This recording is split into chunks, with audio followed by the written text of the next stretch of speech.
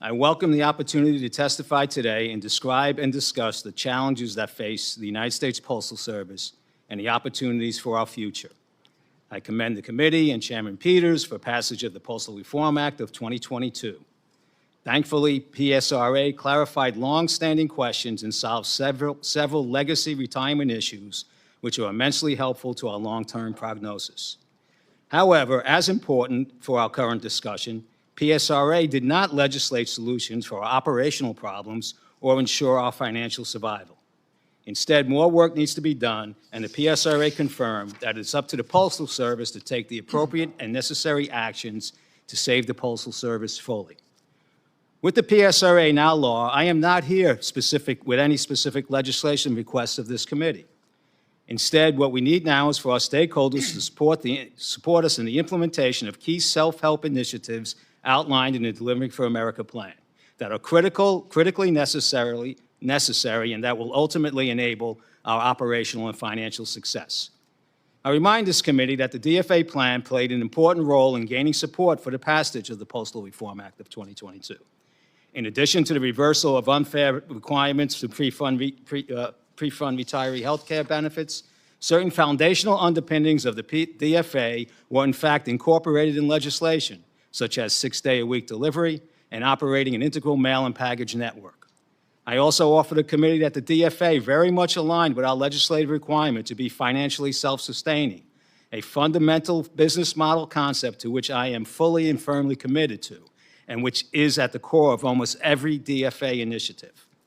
As senators, you understand the Postal Service had been a financial and operational death spiral the 14 years prior to my arrival here in June of 2020, and had no effective plan to improve operations or curtail financial losses. The Postal Service was destined for financial collapse. But for the initiatives identified in the DFA plan and the actions we are now taking to remedy the untenable and unsustainable financial, organizational, and operational condition I found the Postal Service in when I assumed this position, there are simply no alternative strategies that I have seen that holistically address the legacy elements with the constraints that exist and put us on the path to long-term viability. When I last appeared before this committee, I was a few months into my tenure at the Postal Service, and the nation and the Postal Service were amid a global pandemic.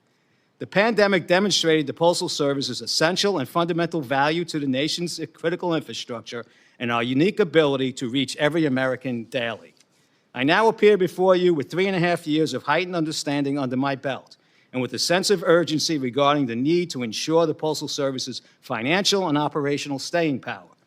Today, I have a formidable team alongside me, the men and women of the United States Postal Service, working harder and smarter than ever before to transform this organization so that it has a relevant and viable future to service the American people. I am proud of their efforts. This committee should be proud of their efforts. The American people should be proud of their efforts. The committee should be fully aware of our significant progress we have made on our 10-year strategic plan, the DFA plan, as well as the significant obstacles that lay ahead. We remain firm in our position that the status quo is not an option if we want a financially self-sufficient Postal Service that provides the high-quality service expected of us far into the future. I ask that you recognize that our pursuit of long-term viability should have begun over a decade earlier, and that the damage inflicted on the organization by all stakeholders failing to react, evolve, or engage has produced an organization that was a defeated and locked into strategies of the past that proved self-destructive in a modern American economy and given the volume and mail mix changes. As a result, the road to success will not be a straight and easy path. Rather, it will be a series of accomplishments, struggles, and recoveries that will be uncomfortable at times. However, in the end, we will not only produce the operating and financial successes to which we aspire, but we will also advance the institutional culture of the organization, enabling us to engage in our future in a much more logical, organized, confident, and successful manner, starkly different from how we engaged our recent past. My hope is that all stakeholders recognize the challenges this management team faces in stemming its losses, reconstituting its infrastructure, and breaking down long-standing practices that have deprived the American people of a viable postal service. And I hope that they join us in accomplishing the ongoing improvements we aspire. I look forward to answering any questions you may have. Thank you, Postmaster General DEJOY. Our second witness is Roman Martinez IV. He was appointed to the Postal Service Board of Governors and confirmed by the Senate in August of 2019. As chairman, he is responsible for leading the Board of Governors, which oversees and approves the Postal Service's financial as well as operational plans to ensure that it's on the right track. Mr. Martinez's previous career experience is in investment banking and business, including 3 decades at Lehman Brothers. Mr. Martinez, you're recognized for your opening comments. Thank you. Chairman Peters, Ranking Member Paul, and members of the committee, thank you for inviting me to appear before you today. I am honored to serve as chair of the Board of Governors. I joined the board with almost 50 years of experience in business and financial markets, including almost 30 years serving on boards of private, public, and not-for-profit organizations. From experience, I have learned to analyze complex business and financial challenges and to appreciate best practices of board governance. 3 years ago, Postal Management and our Board of Governors developed a 10-year Delivering for America plan to set the Postal Service on a path to fulfill its mission and to become financially self-sufficient. The Board of Governors continues to support the DFA plan and Postmaster General DEJOY's efforts to implement this incredibly complex and critical transformation of the Postal Service. We fully recognize that these changes will not be without impacts and temporary service disruptions. We must learn from such impacts and recover as quickly as possible. Now, I would like to make some comments on our financial results because they're very frequently misunderstood. Because the Postal Service has no control over some key expenses, it is important to analyze its financial results by focusing on its controllable income laws, which are the results that may be addressed by management. This is akin to the operating results of a company, not the extraordinary items that are sometimes needed to be recorded. When uncontrollable factors are added to the financial statements as required by generally accepted accounting principles or GAAP, sizable losses are reported.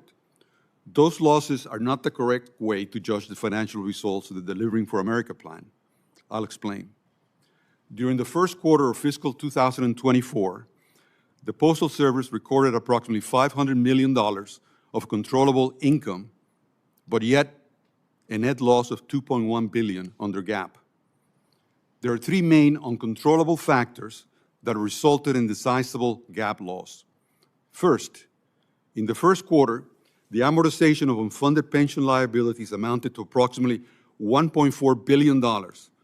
This is the direct consequence of the law that requires USPS pension contributions be invested exclusively in U.S. Treasury debt securities.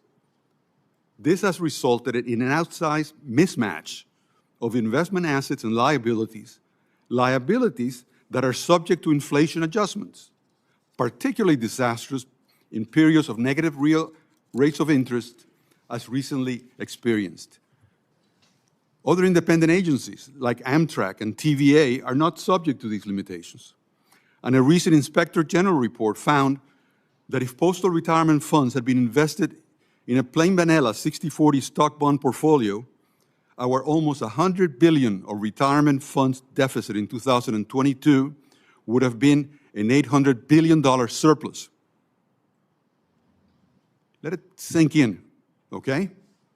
Because of the law that requires to invest in U.S. Treasury securities, which are mostly at most medium term, we have had to record sizable losses that we have no control or management over.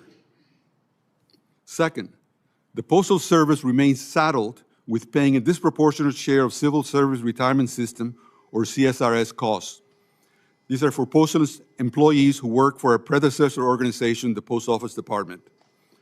A recent OIG report noted that the Postal Service is expected to cover the full cost of CSRS benefits, while other federal agencies are not. If OPM used more modern actuarial methods, the Postal Service would have roughly $100 billion more in CSRS fund. And these are funds that we contributed, okay? These were not given to us by the government. The DFA plan assumed that CSR reform could be effectuated by the executive branch. About an hour or so ago, the Office of Legal Counsel issued a press release saying that, no, if this are to be changed, they would require legislative action. I would submit this is an injustice, the way the Postal Service has been saddled. These two factors alone accounted for nearly 80% of our recorded losses last year. So when you talk about $6 billion of losses, you got to take into account that 80% of them were by things that we did not control. I urge you to read the two OIG reports that I cited. One is dated April 26th of 2023, and the other one January 8th of 2024. They're extremely informative and lay out exactly the problem that I just described in detail. Now, third factor inflating the Postal Service's expenses is our workers' compensation obligations. The OIG has also noted on a different report that absent legislative changes, the organization is limited in its ability to adopt cost-saving initiatives that are often used in private industry. These expenses total about $1.6 billion annually. If the Postal Service could adopt some of the best practices used by private sector, the OIG estimates that potential savings are over $300 million annually. Furthermore, as if this wasn't enough, under GAAP, the reported workers' comp liabilities on the books are adjusted by changes in interest rates. In the first quarter of 2024, it resulted in a non-cash expense of $1.2 billion. And I urge you to read another report from the OIG of May 26, 2023, that goes into great detail as to this, frankly, travesty. Now, these are complex issues, but they're critical to evaluating the Postal Service's financial performance. In closing, while our finances have improved, as shown in the first quarter, we estimate a full-year controllable loss of $800 million, but that is down from $2.3 billion loss in 2023. And by the way, over the last 2 or 3 years, not only have inflation hurt our pension returns because of the negative real rates, but also has impacted our operating results in a tremendous way. 70% of our costs are salary and benefits, and they're subject to COLA adjustments. Another 10% are transportation costs, and they're subject to inflation, as we all know, from fuel prices. And we've been fighting that. And this result that I've cited, which is an improvement, have taken into account dealing with those inflationary impacts. As I noted earlier, in implementing a restructuring of this magnitude, there will be times when service falls short of our standards. But the Postal Service will move quickly to address them, while our infrastructure is being modernized and our workforce stabilized. Simply put, in my view, the Delivering for America plan is working, but it needs time to achieve its goals. With your help and support, we can continue down this path. I look forward to your questions. Thank you, Governor Martinez. Our third witness is Michael Kumbayanda, and he is chairman of the Postal Regulatory Commission, which is the Postal Service's regulator. He has served in that role since January of 2021. He was first appointed to the commission and confirmed by the Senate in January of 19 and was confirmed for a second term in December of 21. Prior to his appointment, he served with the U.S. Postal Service Office of Inspector General. Well, we have a lot to unpack here, and we look forward to having a very open discussion in the time we have remaining together. Postmaster General DEJOY, as we have heard, and you mentioned and others have heard, the Postal Service made a number of changes in 2 very large facilities in Richmond, Virginia, as well as Atlanta, Georgia. Unfortunately, that implementation, as we heard from Ms. Hall, has caused some problems and service disruptions during that time. I have the chart here for folks who are in the audience. One-time service declined after the Postal Service implemented changes in Richmond, and unfortunately is still unreliable, as you can see from the chart here. Atlanta is particularly problematic, where we saw service plummet. In fact, inbound first-class mail has dropped to only 36% on time, 36% on time. In addition, cost savings have not been realized. Estimated the Richmond facility, for example, incurred about $8 million in unexpected cost as a result of some of these changes. So my question for you, sir, is given these service delays and increased cost, is the Postal Service still moving forward with these planned network changes? And do you think it's prudent now to perhaps try to evaluate exactly what happened in these two locations to make any changes that may be necessary before you continue to roll it out on a nationwide basis? Yes, first of all, you're correct in regards to the service deteriorating. We recognize that. We apologize to the constituents that have received that service. But in the long term, if we don't make these changes, that will be every day, everywhere around the nation. The problems that we are having with regard to both facilities being open have nothing to do with the fact that we want to process packages with a conveyor rather than by hand, that we want to fill trucks and have it run 90% full instead of 30% full. That has nothing to do with how we want to make one trip 300 miles away to pick up no mail versus 2 trips a day to pick up no mail, and a host of other operational and strategic initiatives that we have in the plan that enable us to compete with private industry, because that's the law that you all have us operating under. To the extent of the problems that manifested, this is an organization that has not engaged in change in over 15 years, right? We are taking longstanding broken practices and a less than engaged management style and trying to transition from losing $137 billion over the last 15 years to competing with a FedEx or UPS, operate like a FedEx or UPS. The issues that we had here were, in fact, management issues on the ground, were, in fact, employee attendance issues, were, in fact, basic management tactics that now that the organization is engaged, I am quite confident, I see it. I see the whole team getting better, understanding the transition that we have to make, committing more to the transition that we have to make. And I say, sir, we don't have another choice but to carry on. It is a good plan. It's a simple plan, right? We have $20 billion worth of deferred maintenance. That's what we're fixing. Postmaster General, if I just, I understand that change is very hard, especially in a very large organization. It's incredibly difficult. The point that I'm making is that we look at these two facilities with the changes that you've made that have had disruptions and problems. You said that's going to happen throughout the system in the long term, yet we're not seeing that currently in these others. We're seeing these two particular facilities with these changes are having this kind of impact. I'm not against change. You and I have had that discussion before. Change is good, but if you're starting to see that kind of impact with these changes at these two facilities, is it time just to pause a little bit and say, okay, what do we need to tweak? What do we need to change? That's not going to result in this. I'm not going to bury my head in the sand and say, you got to stay in the status quo. We know that's not working. I understand what you're asking me now. And sir, we have paused, we have changed, we have reorganized, we have committed additional resources. I have taken my foot on and off the pedal as appropriate to capitalize on the momentum that we have in making the change, the time period that we have before we run out of cash, but recognizing some of the weaknesses that we have in deploying. And I'm very sensitive to that and have stopped many initiatives. There were a few more plans supposed to roll out this year, but also within the organization, some of the local things. These plants will succeed. We're 3 months, 4 months into Atlanta. We moved almost 2,000 people from 10 locations around the city into one, right? We went from processing packages by hand to doing 1 million a night, right?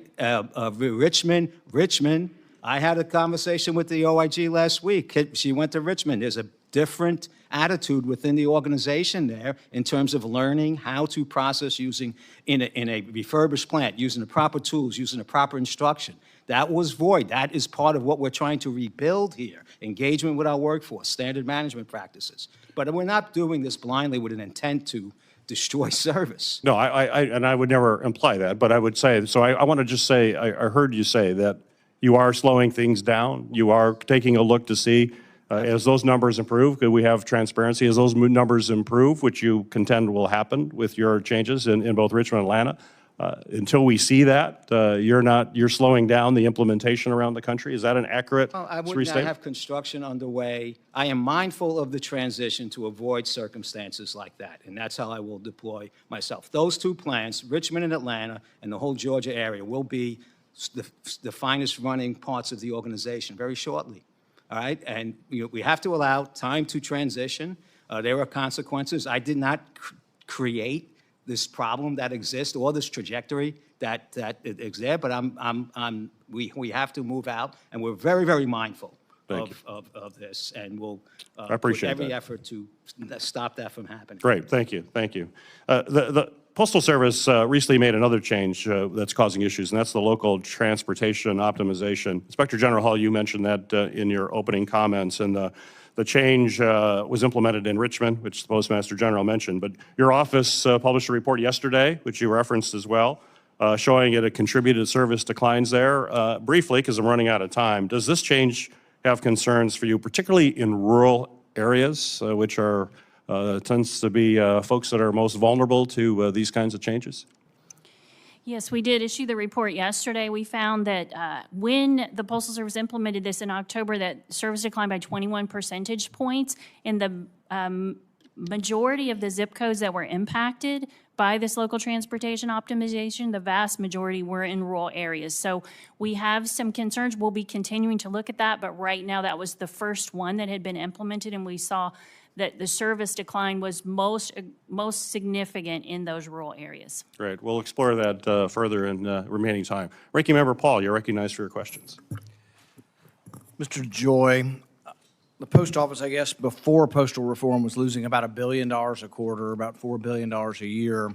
Now it's estimated to lose, maybe $1.5 billion a quarter, or about $6 billion this year.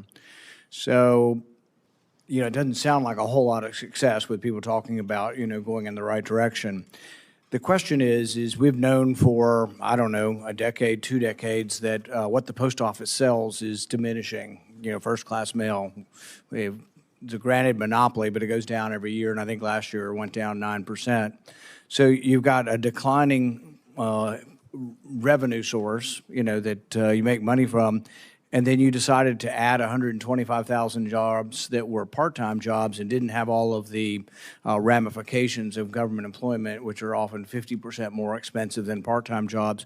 Why, in a sort of a failing environment of declining sales and perpetual debts, I mean, just into the future as far as the eye can see, would you want to add more government employees? Yeah. So first of all, the first year I got here, we lost $9.5 billion.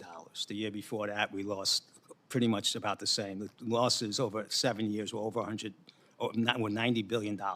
To your point on, and we've had this discussion, to your point on why convert people, because it wasn't working, sir, in the environment. We were in the middle of the pandemic, right? We had about 60% availability of employees.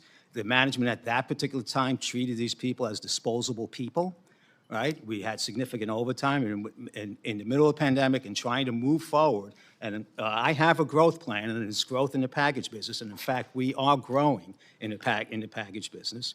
But I've converted 150,000 people to full-time positions because that was the right thing to do in this evaluability to bring stability to the organization. So basically adding significant costs in an era of perpetual debt. No, because at the end, because of the stability, right, and because of the attrition rate that we have in the organization, okay, I'm about 20,000 people less than what we had when we came in here. I'm 50 million hours less to do more business today than when I walked in the door.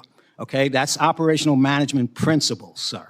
Okay, that's an obvious if you're not in this type of environment, right? It's something that we had to stabilize the workforce. We will continue to hire and staff.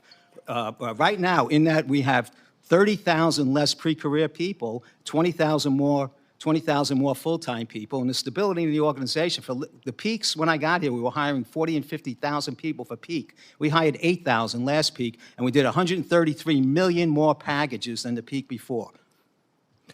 And the debts continue to mount. I mean, I don't see a whole lot of change. This 10-year projection is rosy on things, but the immediate debts are year-on getting worse. Now, sir, we have taken over, so that 50 million hours is like 4 billion, like over two, what is it? It's like $5 billion, a couple of $1 billion out of transportation, and we've grown our revenue significantly. 6.9 billion. So private corporations face these kind of problems, and when they do, they don't add to their labor costs. They try to adjust. So if you're in Washington State and you have union labor and it's costing you too much, you expand into South Carolina and you hire non-union labor. It's sort of the same principle with government unions, your costs are 70, 80% is labor. You compare yourself to UPS, which is also unionized, they're about 50% cost of labor. FedEx, non-unionized, about 38%. So everybody admits that the labor cost is a big function of the problem, not only in the immediate I labor have not cost, admitted that. not only in the immediate labor costs, but in the pensions, as Mr. Martinez pointed out, but those are labor costs because they're, you know, you have a bigger labor force, you're going to have bigger pension liabilities. But Mr. Martinez, in the private world, you have to account if your pension is short and you're running a private company and you have to make up for the pension with revenue from your company, you count that, right? You count that in how your company is doing for the year. Right now are defined contribution plans. They're not in defined benefit plans, which is what we have here. Okay? So you wouldn't it's add different more in private people, if you were in sector. private business, you wouldn't add more people to an undefined, you'd add them to a defined benefit because you don't want unlimited costs, you No, want the defined limitation on benefit is when costs. you're obligated to pay a certain amount to the employees. Right. Most private sector companies today are defined contributions, Right. okay? But So the that's a thing big is difference. but by adding 125,000, you're adding to the problem. You're not actually taking by away adding from the problem. 125,000? By adding permanent employees that will Well, be in that's the a same different sort of question. plan. That's an operating question.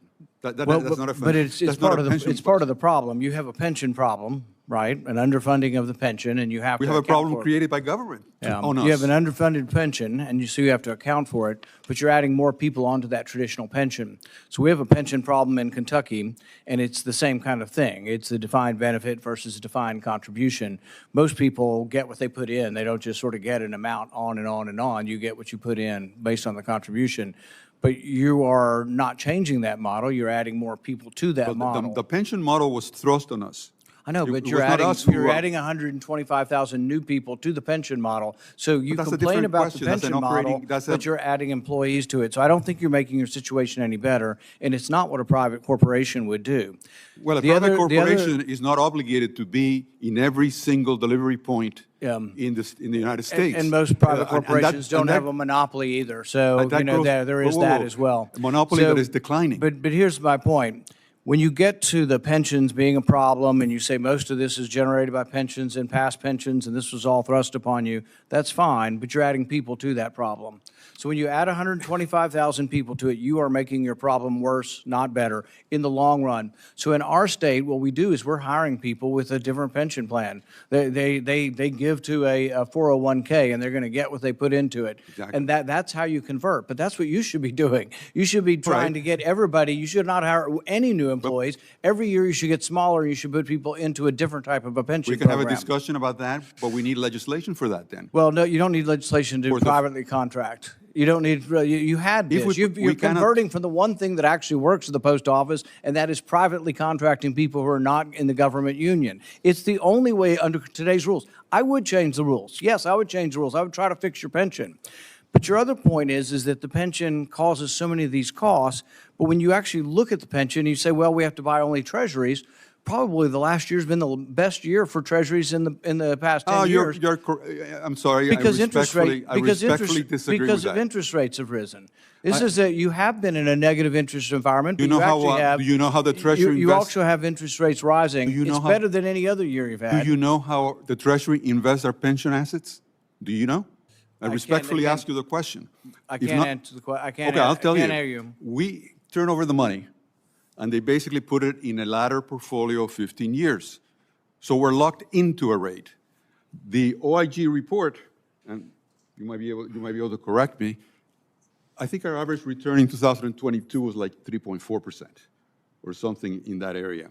Right, but that's probably better than it was 5 years ago, would be my guess. 3.4% when inflation is running at 8%. No, I'm not it's saying it's a great. loser. It's still a terrible investment. Nothing makes sense about the pension program. I'm not there to defend Okay, your well, pension so program. what's your question? I'm against your pension program, but I'm against putting more people in it. So you don't quite get it. You want to quibble over the pension program getting this, but you're adding more people to it. You need to add less people to it, and you need to convert your labor force. It's the only way you can survive. Otherwise, we just keep doling out more massive subsidies to you.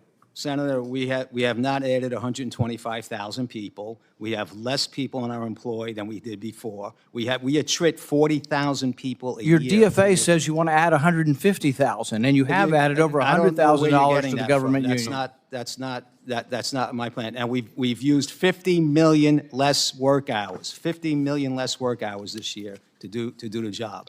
Long range, we will right-size our workforce for the work that we have to do, right? And that is what part of the plan is.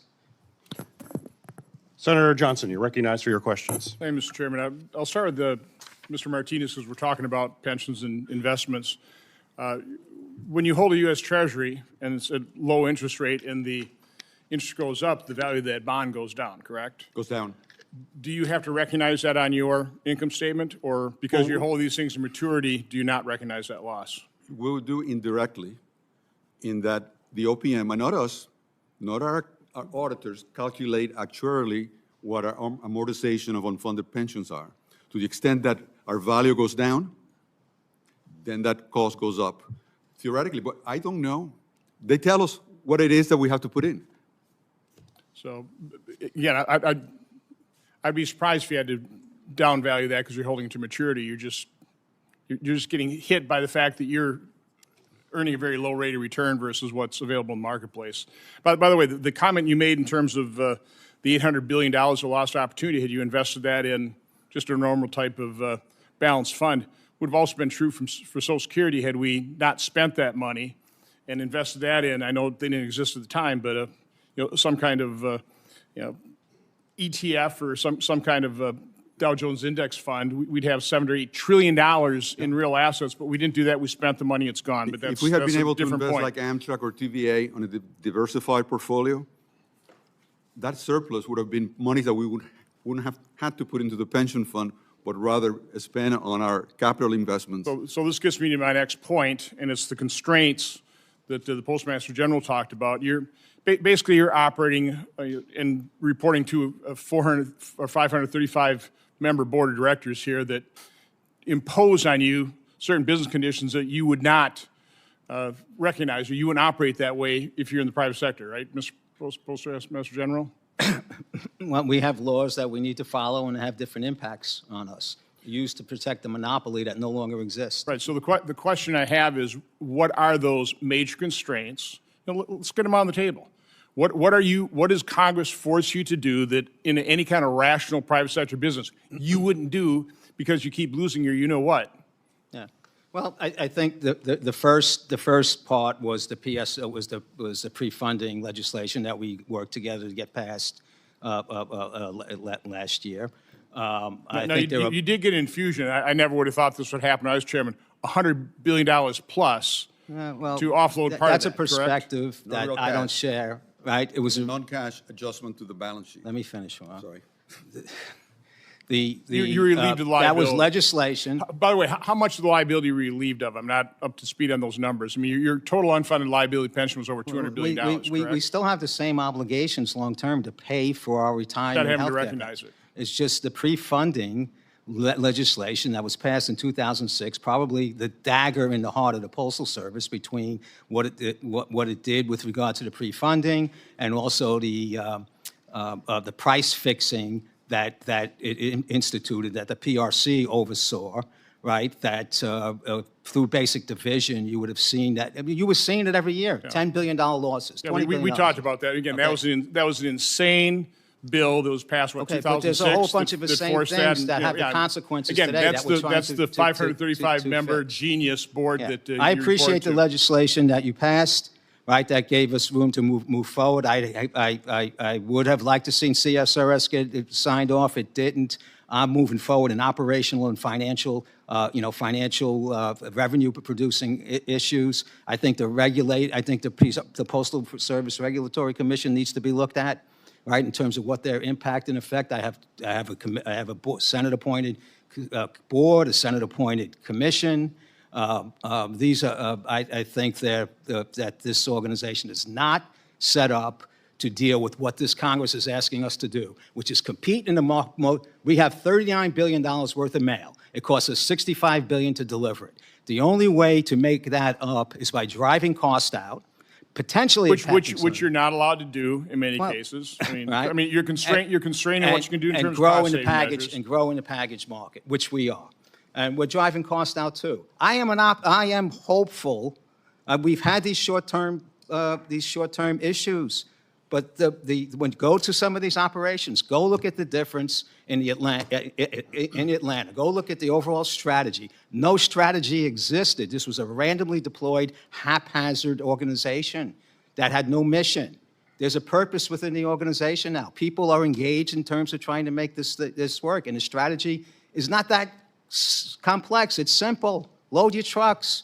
So again, what Congress does what it always does. I mean, they throw more money at the problem.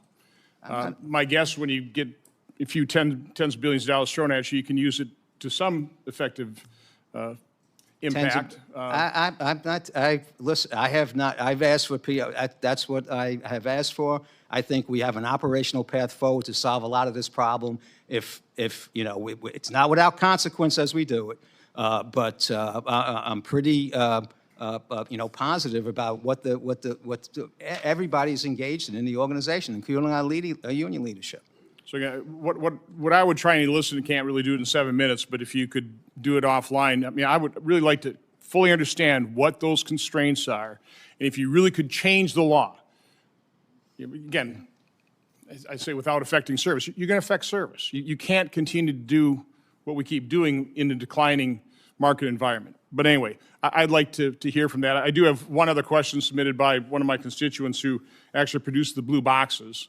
Apparently you're going to higher security blue boxes, and they're just asking, are you going to be issuing, I guess, the specs on those, some kind of strategic plan so they can plan on it, so they can deliver those blue boxes to you as a cost-effective manner as possible? I think we have purchased about 25,000 high-security boxes, and we have a deployment plan, so if you want, I could get with our retail and delivery. Peters, and I'm going to quote you, IG Hull. Every location has a story. You just said that. So I'm going to talk about the story of Reno, Nevada, Northern Nevada, Mr. DeJoy. I'm extremely concerned about your proposal to downsize the only postal processing and distribution center in Northern Nevada, one of only 2 in my entire state. Your proposed plan includes transferring mail processing operations from Reno out of state to California, which will negatively impact mail delivery service for Nevadans. Under your proposal, if one of my constituents in Reno were to mail a birthday card to her mother who lives on the other side of town, the letter is going to be driven 130 miles over to Sacramento, California, and then sent 130 miles back to Nevada to reach its final destination. And so I'd like to understand what analysis you undertook to conclude that moving mail processing from Reno to Sacramento would actually benefit Nevadans. Your staff has continued to assert that your plan won't undermine delivery standards for Nevada, but they haven't been able to explain how this is possible or provide me any of the data you've collected. And per what you just said, your team, they came and met with us, but they have not engaged with stakeholders in Nevada. I've talked to every one of our city councils. They have yet to receive data, and Senator Cortez Masto, myself, and Congressman Amodei didn't receive it either. So I'd like to ask you a few yes or no questions, please, because my time is limited. Mr. DeJoy, the Postal Service standard for receiving and delivering mail in the Reno area is 2 days. The Postal Service is already failing to meet this standard, with outbound mail in service in Reno currently averaging about 4 days. I point this out because in order to take local mail from Reno to Sacramento and back to Reno as you propose, your trucks will need to go through the Donner Pass. I hope you're familiar with that. It's on I-80. It's the only way to get through Reno to Sacramento, which is subject to some of the most extreme weather conditions in the contiguous United States, with over 33 feet of snow annually, 100-mile-per-hour winds, and treacherous conditions during wildfire season. So, Mr. DeJoy, yes or no, do you happen to know how many days per year, on average, the Donner Pass is closed due to extreme weather conditions? Why would I know that? Well, you're the Postmaster General, and you're saying that you're going to go over this. So let me tell you, there were 15 road closures for over 37 days of closures just last winter alone. So, yes or no, before you proposed your plan to move out of Reno, did you collect data on the potential impact to mail service from severe weather conditions on Donner Pass? Yes or no, please. Yes, within the organization, we So would have can I considered- have that data? Your team has refused to give that to us. We are the Oversight Committee. I believe that the United States Congress has a right to this I will give you information. the data that we have. I'll get with the team and Thank send you you. the data we have. So how do you plan to get the mail? Maybe you want to tell us how you plan to get the mail from Reno to Sacramento and back to Reno when there's only one route. I say one route, I-80, to take that 260-mile round trip when it's closed on an average of 37 days per year. Let me start with the fact that we're investing significantly in the Reno facility to repurpose it for what we feel is the modern-day need for Postal Service. The mail that we're moving, only 10% of it. We're only moving So you want to outbound- sacrifice 10% of my folks in rural Nevada? We don't think we're sacrificing. I have rural Nevadans, veterans, and seniors that still rely on this. That 10%, if it's you're in the 10%, it's everything. So a standard contingency plan here, Mr. DeJoy, is not going to work. The extreme conditions in Sierra Nevada mountains require you to undertake an extensive analysis to ensure all Nevadans, even that 10%, get their mail on time. You don't get to sacrifice those living in my rural areas or subject to harsher weather in the name of cost savings. The Postal Service has an obligation to deliver to everyone. Let me ask you this. Before developing this plan to downsize the Reno facility and transfer operations to California, did you analyze how your proposed plan would impact Nevada seniors? And can you provide me that data here today? Yes or no, please? We have a process to analyze the movement of mail and Have you done one that would impact my Nevada seniors? look at that. We treat every delivery point the same. Do you have one for Nevada seniors? So you didn't look at how it would impact my seniors. That's unacceptable. If you did, I expect to see that data as soon as possible, hopefully by the close of business today, please. I believe that I have to assume the reason I don't have the data is because you instructed your staff not to provide it to me when we requested it last month. I think that's very inaccurate and presumptuous. It wasn't provided to me when I asked for it last month, and it wasn't provided when we asked for it last I week. didn't direct my staff to do anything with regard. Fair In enough. fact, you've been briefed many times. So and your staff what has been about the briefed. impact of your plan on Nevada's veterans? We have over 225,000 veterans in Nevada. Yes or no, did you collect Veterans data live, on the they will impact in get Nevada their mail veterans? delivered. Wherever their veterans live, this should have no impact. So we're will not you saying- provide me that data? Will you provide me the data? I Because can if you provide- didn't we can have it? provide our plan as to how So the you mail will be didn't transported. and specifically see transferred. how it would impact Nevada veterans. That's actually unacceptable to me as well. Again, asked this If this a veteran information lives over at a month delivery ago. point in Nevada, okay, we're Nevada. not- It's Nevada, sir. Please say it correctly. It's Nevada. If a veteran lives at a delivery point, our intention is to give him the mail in a timely service that we have. You're in not terms of giving them in the standard. timely service now. So what makes you think That's- it's going to go in 4 days? I hope to see the data by the end of the day, please. Mr. DeJoy, an Inspector General audit showed that the Postal Service implemented the same changes to a data processing and distribution center in Virginia, and service performance was not even included as a measure of success. So this time around, did you conduct any analysis on how your proposed changes would impact mail delivery service, time specifically in Northern Nevada, yes or no, please? Those are two separate operations and separate types of So transactions. I'm assuming it's Richmond- no. So you didn't feel that you had a due diligence to understand how Nevada's senior citizens, veterans, small business owners, and rural communities who depend on the post office for their lives and livelihoods. Senator, we intend to meet the service standards. You're not meeting it now, and you've refused, we you have intend to not meet the provide service us the standards. data of what you've made this assessment on. I hope to see that as quickly as possible, and I'd like to move on to the next question. Well, actually, I have 10 seconds. I will yield, and we'll wait for the second round. Thank you. The Postal Service controls property, and where it could be more responsive, in fact, has been either non-responsive to me or insufficiently responsive to me and members of our delegation. First, in the town of Ridgefield, there is a specific piece of land behind the United States Postal Service facility. The town wants to use it for overflow parking in the downtown area. Small businesses are struggling to find parking spaces. That lot is empty at every hour of the day. Never seen a car in the lot. We've sent letters, Representative Himes and I, to The Postal Service, which has been non-responsive to date. Are you familiar with these requests that we've made? No, Would you respond personally yeah, I was just in Connecticut. and make Last week. available this land to I don't know, local I have to look business? at, I'm not going to give it, I'll look at it and I'll get back to you.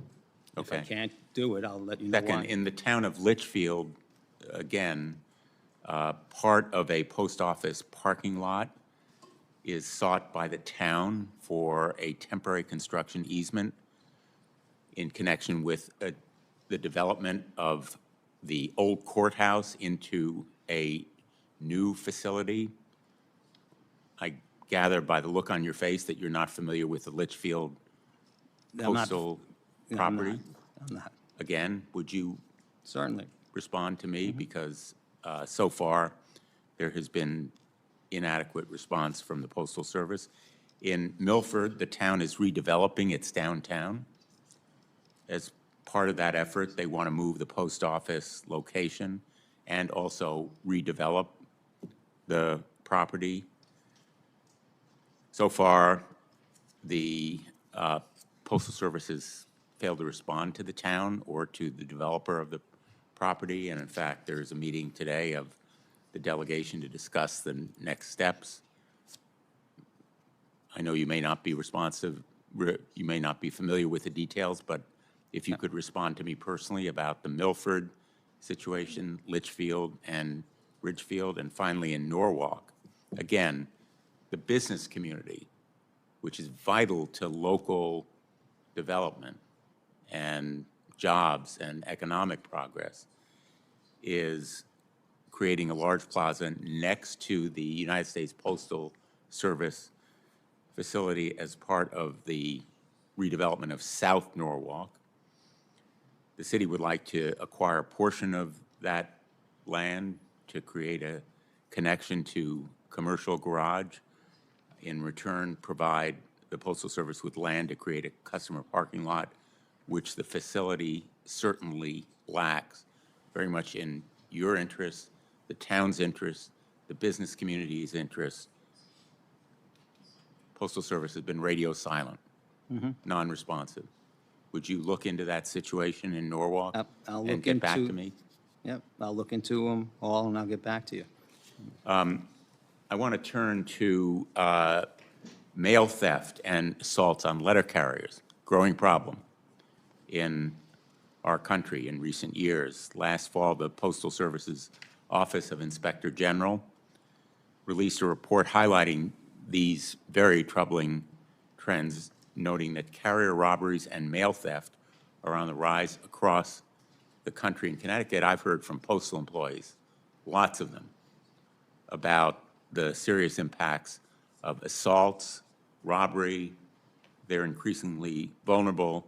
These attacks have far-reaching effects. I don't need to tell you, hardworking civil servants are afraid to do their jobs. And Americans' confidence in our mail system is undermined. And so I think there has to be action in response. I'm supporting a measure called the Postal Police Reform Act of 2023. It's led by Senators Durbin and Collins, bipartisan. It's a common sense, bipartisan bill that simply clarifies an authority for postal police officers that can help address the threat of violence, assault, and robbery.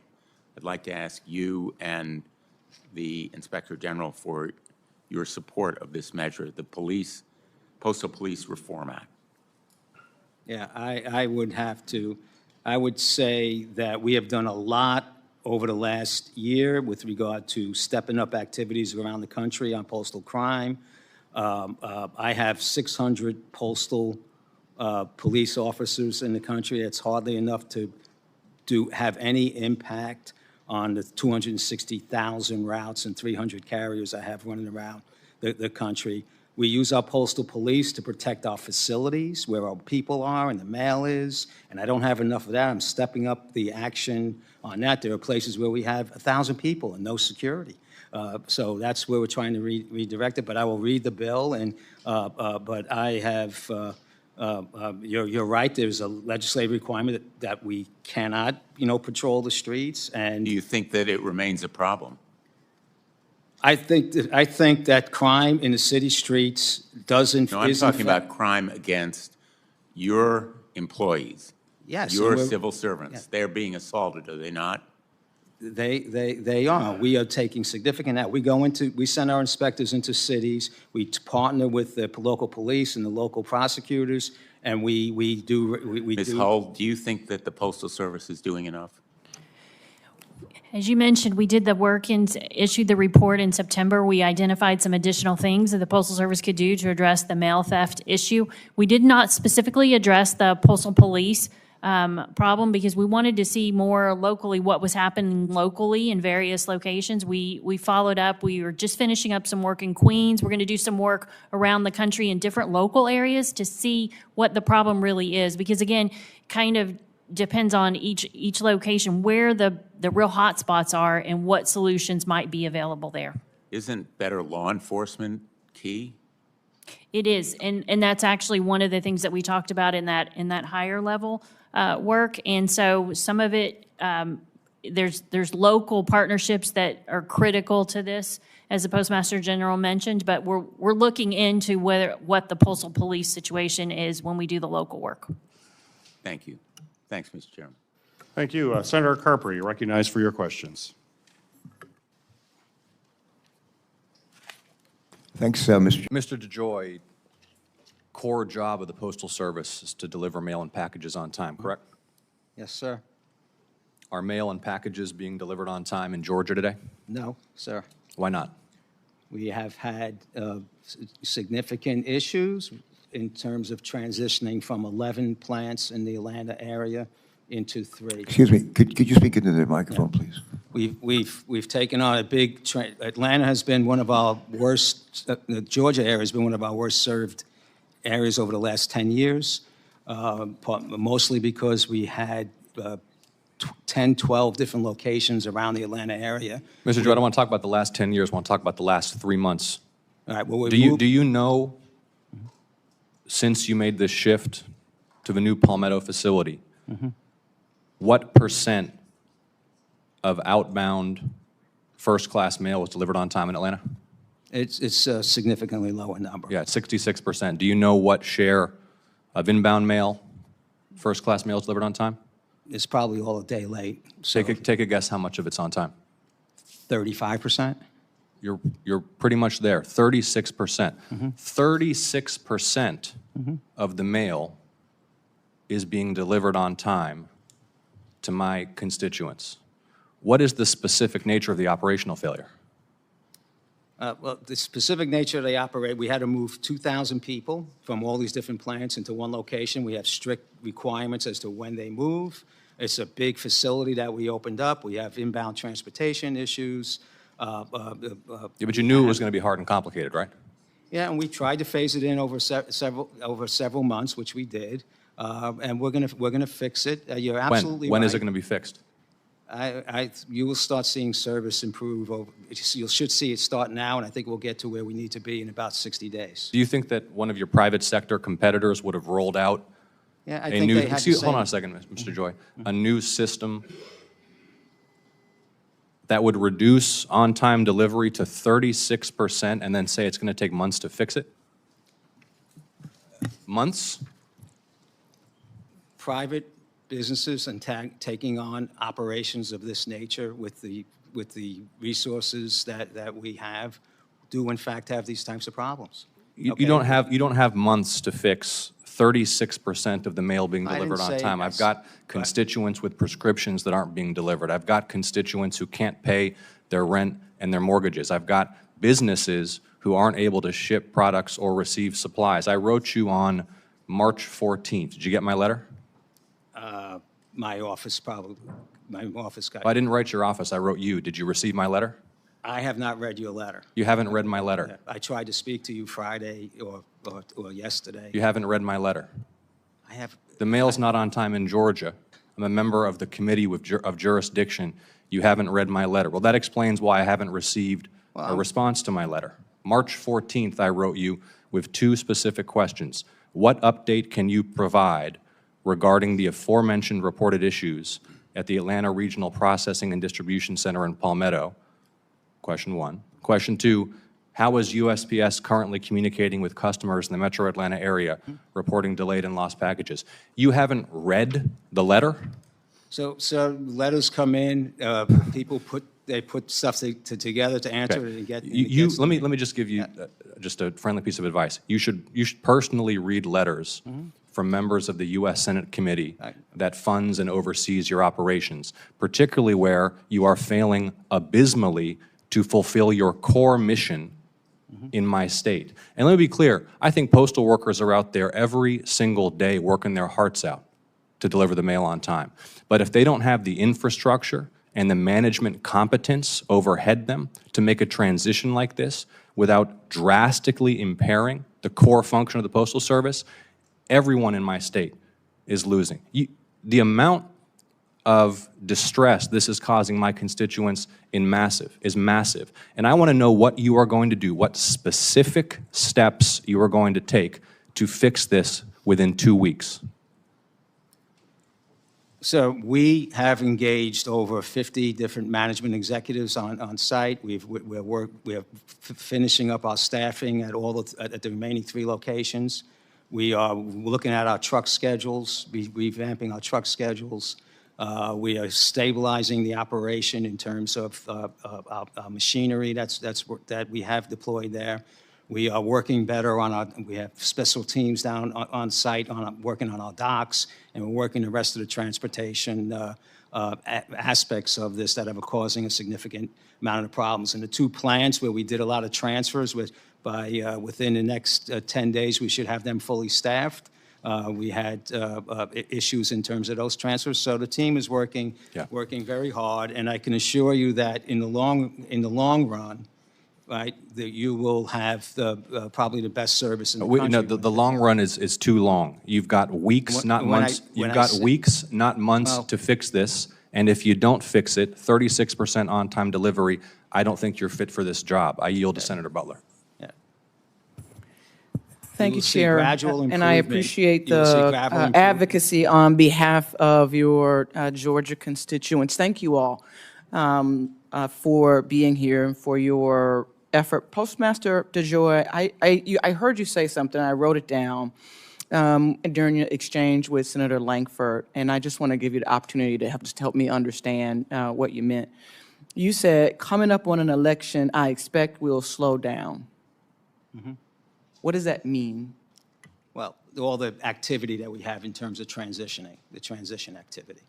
I wanted to understand that because, you know, as a state having 40 million constituents that has moved to all-mail ballot is concerning to me. I really want to understand what your plan is. And I know California is not the only state where voters are expecting to get their ballot in the mail. My mother is actually a constituent of Senator Ossoff's, and just this past election cycle did not get her ballot, her mail-in ballot, actually on time, forcing her to go and have to stand in line for 3 hours to vote in person. And so I'd like to understand your plan for what voters should expect from the Postal Service relative to this upcoming election season. The voters should accept the same good service that they have gotten in every election. Over 98, 99% of ballots get turned around within 2 or 3 days. We've issued reports every year. I've put together a specific infrastructure within the organization that works with all election boards throughout the year. And we deploy extraordinary measures during election time where we run extra trips, we put extra people on site, we have special oversight areas, departments within each area of the election. And you should expect the same good service we've been delivering for the last, since I've been here. Thank you for that. I just have to note, and I will continue with my line of questioning, but I just have to note there is an acceptance of exclusion that continues to sort of show up in your testimony and your engagement. When you were speaking with Senator Rosen, there was an acceptance of 10% of Nevadans not getting their mail on time, and an acceptance of only 30% of Atlanta residents getting their mail on time. And now we're talking about an acceptance of 2% of our country's voters not getting their ballots on time. So I just want to note a trend and move forward. And I ask, I'm going to raise two parts of California that probably have never been spoken in a Senate hearing. One is a town called Bridgeport, California, in the county of Mono.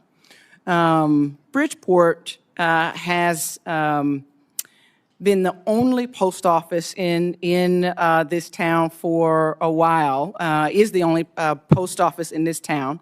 And since February 2023, the post office has essentially been, the facility has been unusable. Now, I may not agree with a number of the political issues and positions that my colleague, Congressman Kiley, might put forward. But he and I are trying to engage, and have been trying to engage your team to figure out how is it that for now more than a year, there has been a facility that's been unusable by a water pipe burst that followed a disastrous snowstorm. It wasn't until Congressman Kiley was urging your office and reminding you that this facility was not in service, that you were then sending out 4 trailers. So talk to me about how the voters in Bridgeport, California can expect the same good service that they have been getting from you, when the same good service for last year plus has been a non-functional facility that at this point is operating out of trailers. Yeah. Well, we have 31,000 centers around the country and $25 billion worth of deferred maintenance, in them, and it's problems in many towns across, and we're working. We have deployed one of the more expansive refurbishment investment strategies that the Postal Service has seen. I understand, and you have put forth, I think I've listened to you talk about the incredible efforts that you have made to overcome challenging situations as you walked into your position and leadership of the Postal Service. And a lot of it, I truly believe, is to be commended. I am trying to assess what kind of service I can talk with the folks in Bridgeport that they should expect, given that the facility that has been serving them is less than to be expected from a United States Postal Service facility for the last year. Mm-hmm. For the last year, and here we are, as you noted, coming up on an election season in a state where the ballots are 100% by mail. Mm-hmm. Let me move from Bridgeport and Mono County to the folks, great Californians down in Imperial. Imperial is one of our most southern counties in the state of California. And in February of 2022, maybe it's just the month of February in California, but in February of 2022, a fire rendered, again, the only post office in the town of Nyland, small, majority low-income community, inoperable. After the fire, the Postal Service put out a notice to say that the post office would be closed temporarily, and that the office would reopen as soon as it was safe to do so. Mr. DEJOY, would you be surprised to know that 2 years later it's still not safe to do so? No. Why is that acceptable? It's not acceptable, and these are some of the initiatives that we're trying to roll out and fix. If you give me, my staff will have wrote down, and I'll get back to you as to I'll look into what the strategies are for that location. Again, we have a massive quantity of poor conditions in many of the post offices around the country. I understand, but these are not. I'm not going to assert what the condition of these facilities were prior to these incidents. You and your team know that better than I. But February of 2023, there was a pipe that burst. We are in April of 2024, and it is not functioning to serve the people of Mono County. The post office is closed? And the post office is running out of 4 trailers. 4 trailers. February of 2022, a fire happened. Again, I'm not asserting that this is a part of deferred maintenance obligations. These are incidents that have happened. And, you know, the residents of California are about to run into an election season where all of the ballots are delivered by mail. And they don't have any confidence that they're already not getting their prescriptions on time. They're already not getting all of the other, you know, conditions that really emanate from center closures. And Mr. Chair, I'm running over and I want to be quick. But I do feel like, again, there is just, I hear you about deferred maintenance. These are incidents that happen, and we are 2 and 3 years past those incidents, and nothing is being done that I can tell to ensure that the service is restored to the level of good that you said that folks should expect with this election season coming up. So I appreciate, again, the effort that you are making, the work that you are implementing in your Deliver for America plan, but there are some Americans that are not getting it delivered, and I think we have to do better. Thank you, Mr. Chair. Thank you. Senator Hawley. Thank you very much, Mr. Chairman. Mr. DeJoy, nice to see you.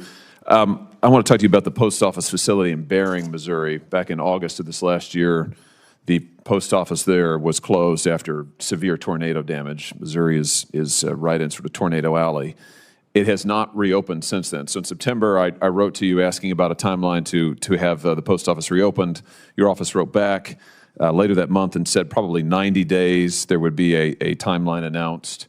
We didn't hear anything, so in January, I wrote again with the chairman, actually Chairman Peters. We wrote asking about a timeline. I don't think I've gotten a response to that letter. Here's the Bering post office at the moment. It doesn't exist. So this community, this is a rural community in my state. They don't have a post office at all. And what bothers me is I haven't heard anything about the timeline for getting it rebuilt. So can I just ask for an update on that? Yes. Do you have one? I do not have an update on the Bering. I'm sorry. I do not have one, but I will get it to you. Okay. Can we get one? I don't want to belabor the point here, but because I think we've heard it now from multiple people, but in rural Missouri, you know, this community, I mean, you see it. There's no post office here. They can't get prescription drugs. They can't get their bills on time. They can't get any. I mean, they're just stranded. So I'm frustrated here by the fact that it's been months and months, and I was told 90 days in September, and this is now the middle of April, and here we are. So I'd like to get your help on this for these good folks. Let me ask you then about some delivery issues. In the Kansas City area, we have seen a tripling of casework reports in Kansas City, folks who are saying they're just not getting the mail. I mean, they're not getting it on time. It was so significant, I asked the Inspector General to look into it and to recommend some action items to improve this. I mean, I just had constituents telling me that at the end of March, they were finally getting their Christmas cards. I mean, this is not good.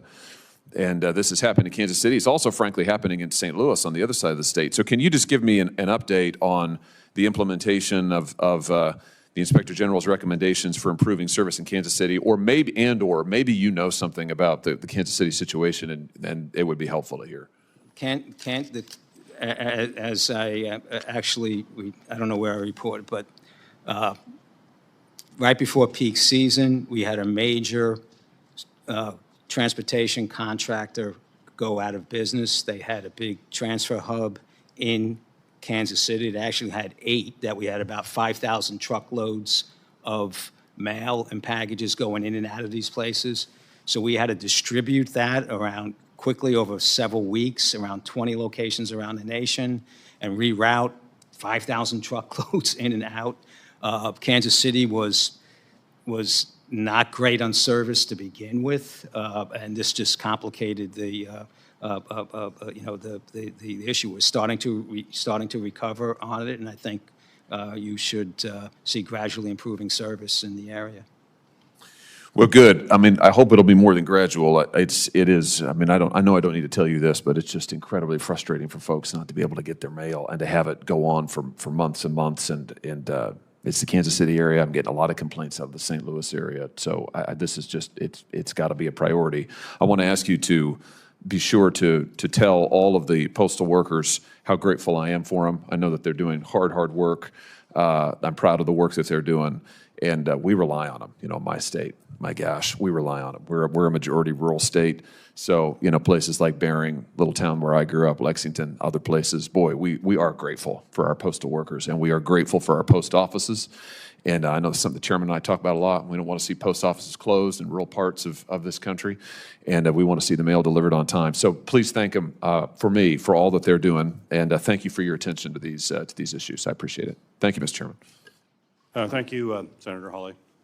So I'm going to get back to the rural. You've heard a lot about rural places from my colleagues here, and we're certainly seeing changes that are impacting us in Michigan, particularly in the Upper Peninsula, which is about as rural as you can get.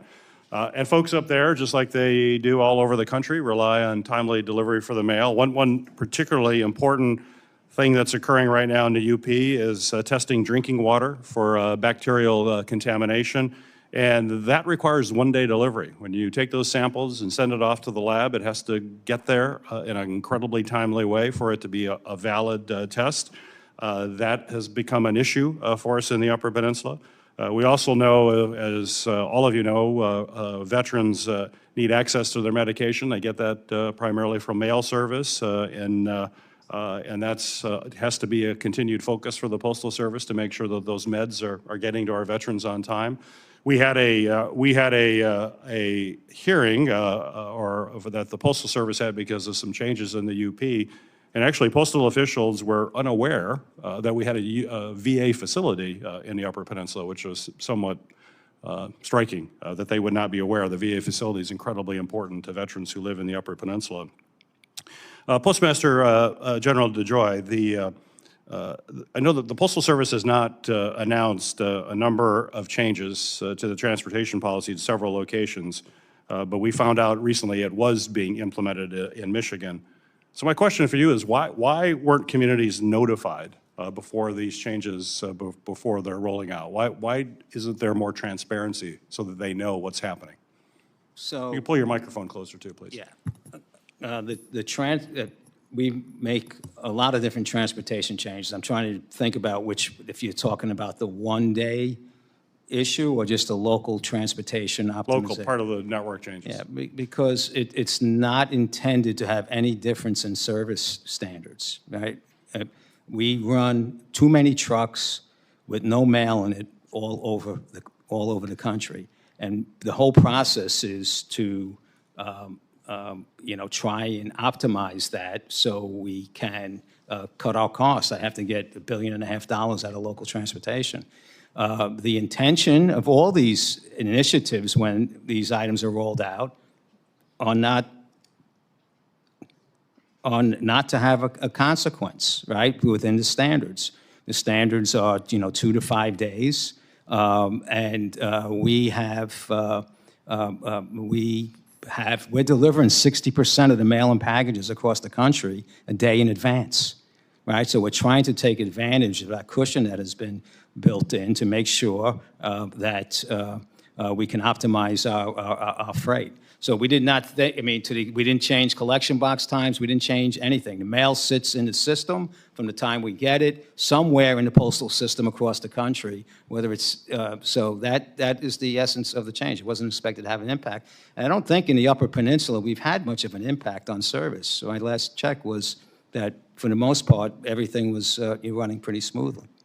Yeah, obviously folks will bring issues up. We look at data. I look at data as well. Yeah. And one data point that I think is something we have to be really focused on, because there's a great deal of concern of people in the Upper Peninsula, similar to what you heard from my colleague from Nevada, is that the Postal Service, as my understanding, is considering a facility change That would mean local mail going to and from UP residents, but going out of state into Wisconsin instead of the facility that you have in the Upper Peninsula.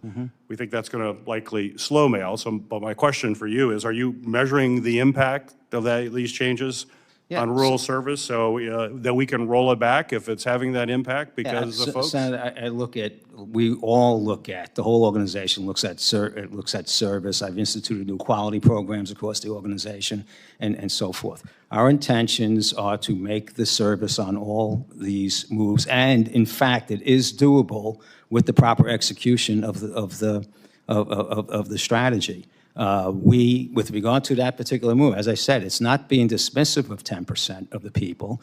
It's all of that, and the other 90% has to get to a central point to be collated to go across the country. I can't collate these collations that are done at every one of these little locations to get 10% of the mail out, to go back, adds another step when we get to the location, reduces the density of trays, increases the underutilization of our trucks. This mail should make it wherever we send it to. I don't know exactly where this is going, but it's full intention to come in, to schedule, to do outgoing processing on it, postmark it, cancel it, and turn it around the next morning, get back. We have a 2-day standard to get back. All of this is planned out to work.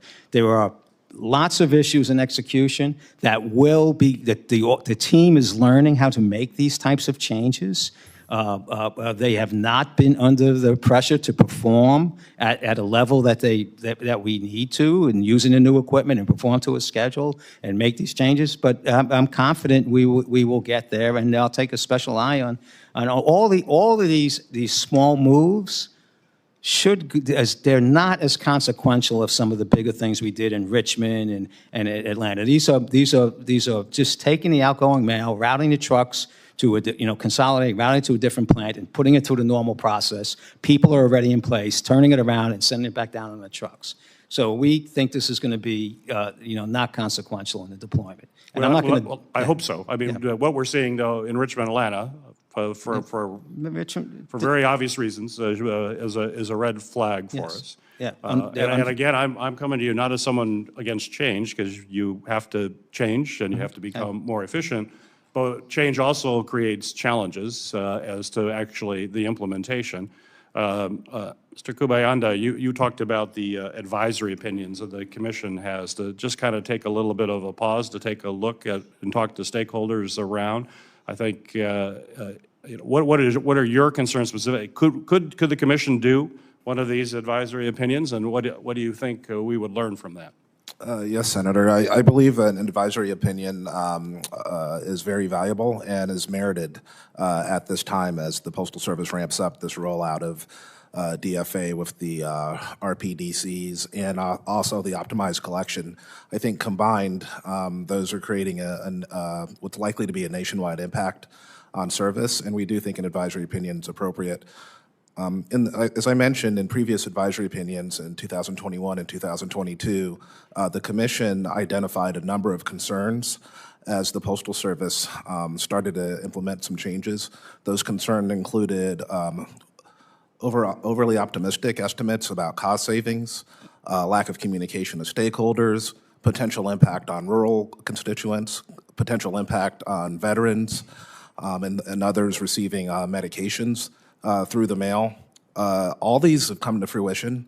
We've seen this in the data. We've seen this in the constituent complaints.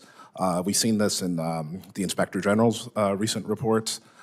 So I think that advisory opinion process has a lot of value, and we believe that the advisory opinion would be timely right now. So Postmaster General DeJoy, when I, in my original round of questions and raised the concerns, and you came back and said, no, we're willing to slow things down to make sure that it's all operating correctly, because you're success focused. I've grown to know you over the months here. It seems as if an advisory opinion, slow down, have an advisory opinion to kind of take a look at this while you're continuing to work on making sure that both Richmond and Atlanta are performing. That's going to be your end of the argument. That's a drop the mic moment when Richmond and Atlanta are performing better. They're coming in below cost. The mail delivery services are still there. While you're doing that, also taking a broader look at the impact. Would you be open to this advisory opinion? Is this something that will give you a fresh set of eyes? I want to discuss with council, but we're in the process of considering an advisory opinion with regard to things that we feel are magnanimous changes to the male community, okay, and are working through what, in fact, we would ask an advisory opinion for, okay, and it's a broad things to try and baseline what our, so that's what we're working through right now. Right, and have been working through over the last six or 8 weeks. But Senator, I just what we're doing. Before I'll give you time to answer that. But so, what kind of timeline do you think you've been doing it for 6 weeks now? When would that determination? What would the context be? It could be. I would have to take it to the board. It could be this board meeting, or it could be a special board meeting afterwards. Is what we would. Well, it'd be great if it could be this upcoming one and show the urgency. We're working on it. We have to figure out what, exactly it is that we want, because I don't want to do this again. I kind of have a good understanding of what the infrastructure looks like. I don't understand what issues are not making this connect, and we still plan to deploy a very good service. But let me just, if I can. Yes, you can finish. Opening up a facility within 5 miles of 10 facilities, okay, and putting the right equipment and tools and amenities in it. There's nothing, that's what we're doing across the country. There's nothing magnanimous about that, right? Our inability to execute comes from a long period of time of not executing change in a construction matter, and those types of issues, right? How to load a truck, when to load a truck, trucks running late. All of that have been issues within the Postal Service that we've been working to change since since I got here, and we're making progress on that. So it's important to recognize that the strategy is pretty straightforward. Right? We're not, I'm in fact investing in more facilities. I'm opening old facilities that were closed to bring different services with the sorting and delivery centers closer to the communities. We're adding capacity, right? We're teaching our people and so forth. But the pace that we need to change, because we can do all these things, I could avoid those critiques, all these critiques like everyone before me did, right? And we'll continue down the spiral, to where everything is much, much worse and much, much broader than what it is today.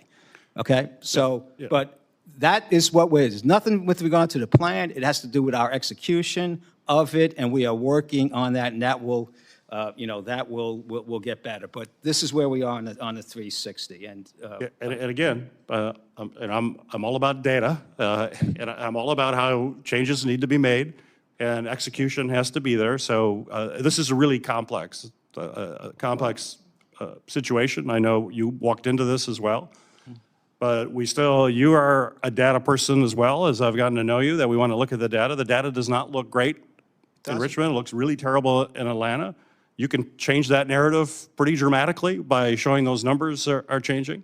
And I think you could agree that a lot of folks get nervous when you see those kinds of numbers and you're like, why are we going to continue to roll this out? That's not saying it can't work. It may very well work, but you just need to demonstrate that. And when you demonstrate that, people will get on board, and that'll be a great thing. But we're just saying, let's step back a little bit, keep working on Richmond and Atlanta. That's going to take time to get that implementation down. You're going to learn a whole lot of lessons. I'm sure that happened in you were very successful in the private sector. You did that as well. You didn't want to disrupt your customers. You would take time to be able to figure that out. Mm-hmm. Having an advisory opinion coming in as well, taking it from a holistic standpoint, just creates more transparency, which builds more trust, because this is about trust. That's the biggest part of it. I look forward to seeing what you put forward on the advisory committee. I think that's very, very, very positive. But just to be clear, we have been answering from the chairman dozens and dozens of questions.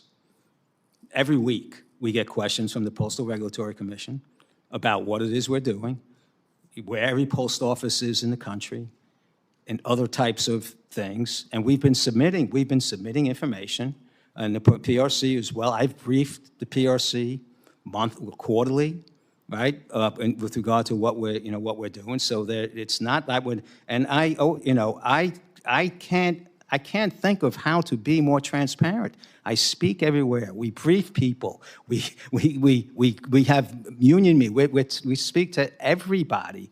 All the groups that we can before we do these things. But yes, we will keep you posted as to. I'll let you know when we in fact decide what we're going to do. Well.